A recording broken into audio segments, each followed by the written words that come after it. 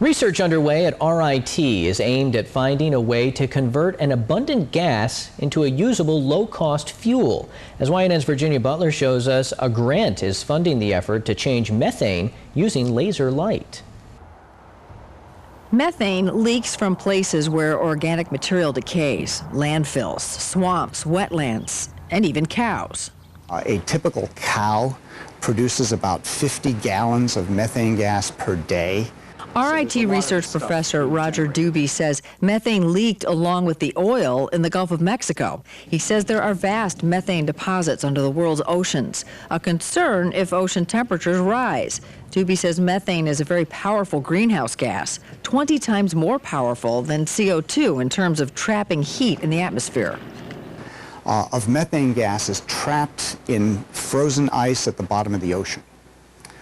And if the ocean's temperature just rises 1 degree due to global warming or whatever else is happening, a lot of that methane gas, a lot of that ice will melt, the methane gas will be released, and it'll just bubble up from the ocean floor and be released into the atmosphere.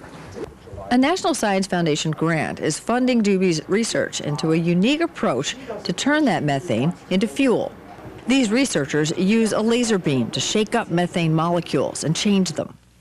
So what we want to do is basically hit a resonance for the methane molecule, weaken the bond, do that for a bunch of the molecules so that we have many of them with weaker bonds to allow them to combine and produce, in this case, ethane.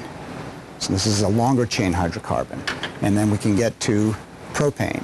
Their challenge is finding the right wavelength. You're familiar with the standard laser pointer, which beams a red light.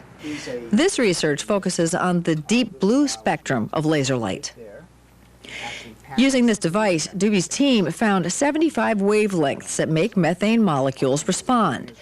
He can see evidence of that after the laser passes through the molecules in a vial. A computer records the reaction and graphs it. So there's a spike that's there. It's like, okay, that tells us, all right, we should be looking in that range of wavelengths to see. Doobie says they haven't identified the exact wavelength yet, but they're close. When the research is completed, he'll submit a final report to the NSF and use that to apply for another grant to continue this research. Virginia Butler, YNN.